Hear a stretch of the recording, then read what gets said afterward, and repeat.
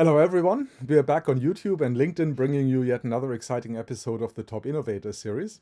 This is where we dive into proven leadership ideas, game-changing strategies, and of course, the brilliant minds behind them. My name is Josef Martens, and I'm thrilled to introduce today's guest to you. With us today is Tim Lyons. Tim is the CTO of PraSha Sync, a company in the mental health space. Before that, he's been the CTO at Divinia, EcoScience Solutions, and Plume Style, and he held other tech executive positions at companies including Cisco. And today, we are thrilled to have Tim with us. Tim, it's an absolute pleasure to have you here. Well, thank you, Joseph. It's my pleasure to be here.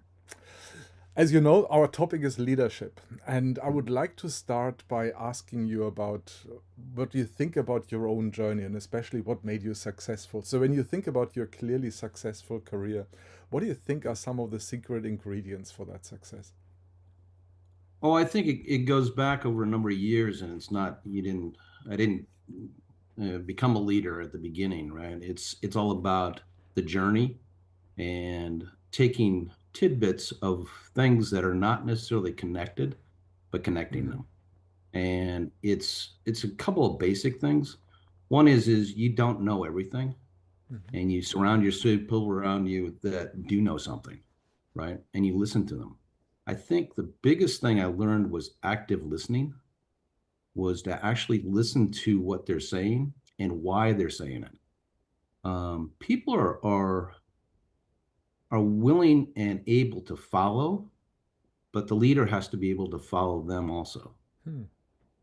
It's a journey. It's not something that you're born with. Although I was blessed with a kind of a Norman Rockwell childhood, right? And that helped a lot because of the core beliefs my parents had, my brothers and Mm-hmm. sisters had.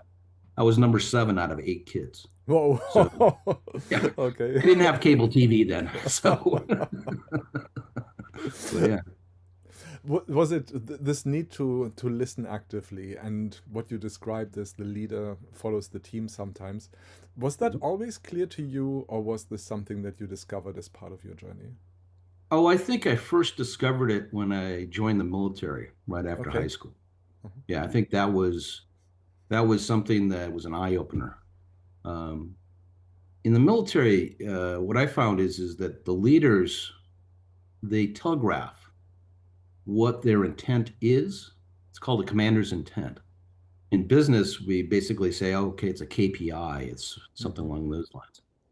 But in the military, it's how you want to do something. And it's what I never didn't realize was that you can come up with a better mousetrap, a better way of doing something, and they'll listen to it and employ that.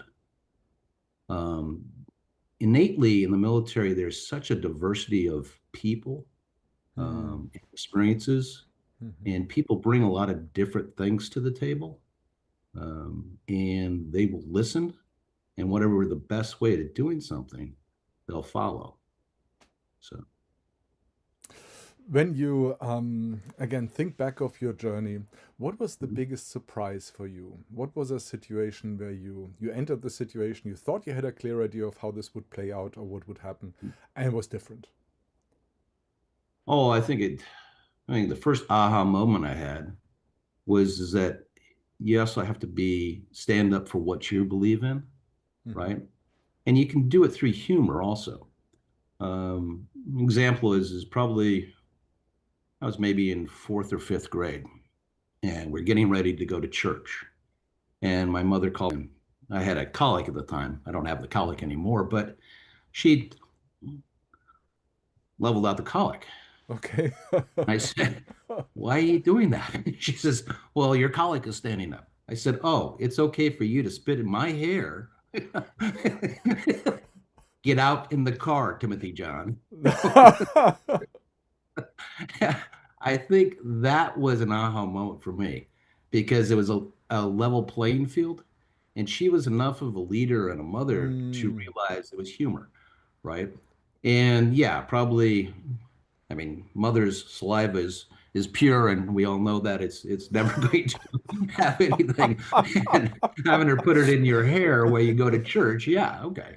But it's an aha moment. It's like, oh, now I can be in a level playing field, even though I'm in, 13, 12, whatever it was when I was at that age, but have humor to be able to diffuse that.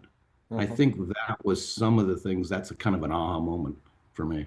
Interesting. Yeah. And to some extent, that can be applied at work as well, of course, right? With some limitations, but still, it is certainly a tool that can be used there. What's Mhm. speaking of tools, what is a leadership tool that you found helpful, or what is a go-to tool when things don't work out, when you feel like not sure what to do? What's the repertoire? What's the toolkit that you're pulling from? What are some go-to tools for you? It's Sesame Street. One of Okay. these things doesn't look like the other. Okay. Yeah. So that needs an explanation now, Tim. Go Okay. on.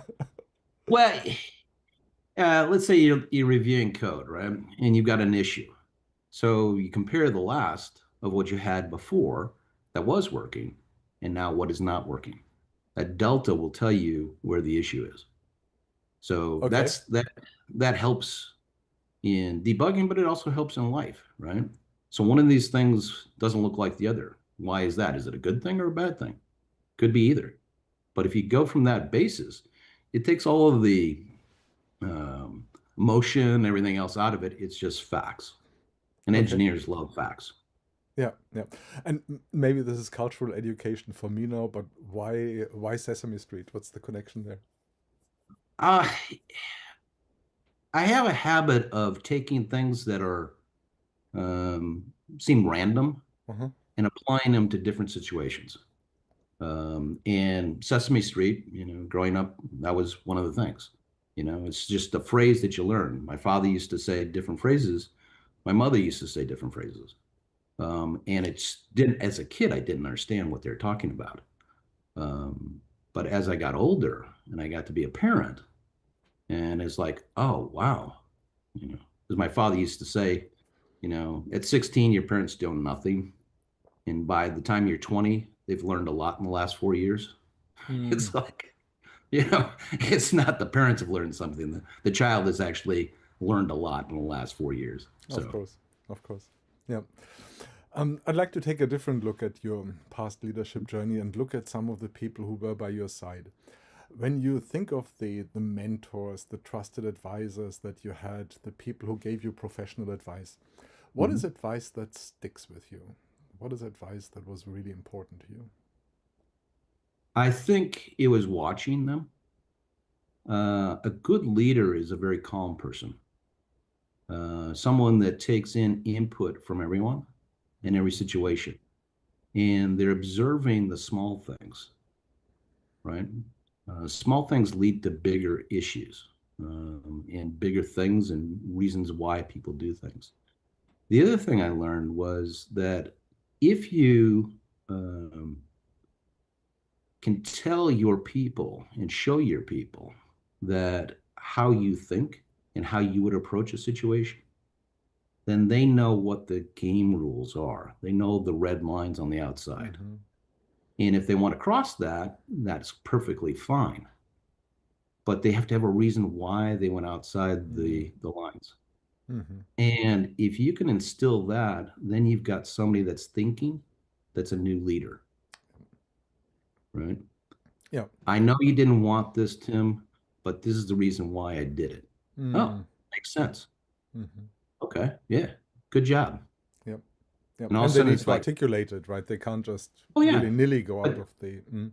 but that's the thought process. That's Mm-hmm. developing new leaders. Is okay, these are the rules, right? Or the guidelines. And now you went outside the guidelines for a good purpose and a good effect. You took that risk. Leaders have to take risk because you don't always know everything. Right. You don't have all the information. So you go back to basic truths. Mm. One of these things doesn't look like the other things like that. So, Yep. Yep. Was there some advice that you got that seemed silly at the time, didn't make sense, seemed absurd, something like that? And when you think back of it, or with added wisdom that comes with a few years, you think back of it and thought, ha, maybe there was something to it, and I didn't see it oh, at the time. oh yeah. I mean, that goes back to my Okay. mother, when she said, Okay. men propose and women decide. As a kid, I thought, no, that's not going to happen. That doesn't work that way. Well, in real life, it does. So I Hmm. think those are kind of examples you can take and apply to other things in your life, right? You have to be not only a salesman as a leader, but you have to show integrity, and you can't do things like say one thing and do another. When you have kids, they will point that out faster than anything. Hmm. You said this, but you did that. And the phrase that came back from my father is, because I said so. Well, great. Okay, thanks, Dad. But if you have to resort to that, then you've already lost the argument. You're on shaky ground. Hmm. Yeah. Yeah. We talked about your past leadership journey. I would like to take a look at today.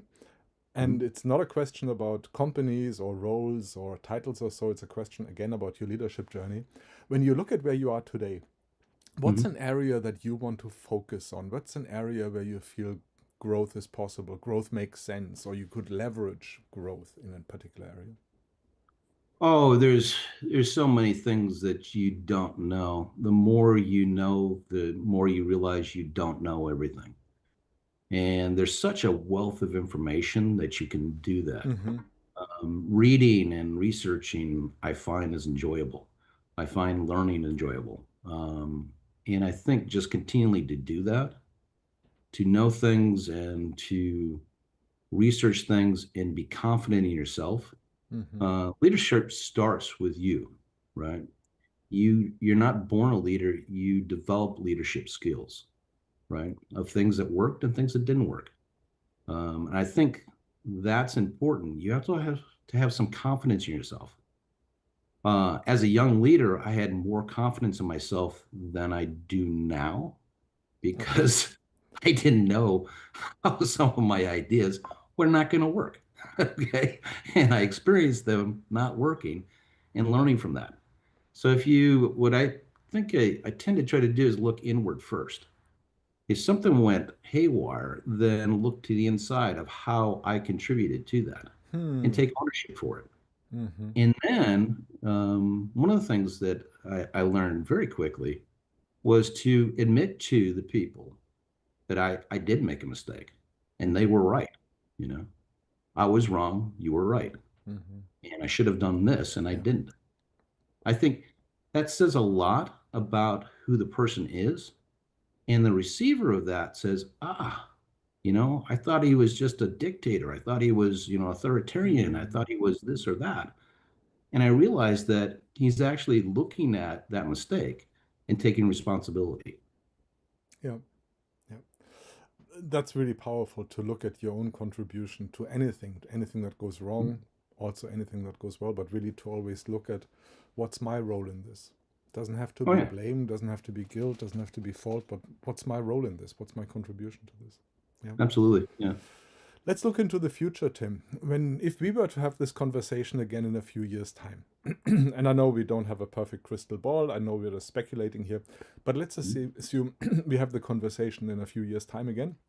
What do you think might have changed about your leadership then?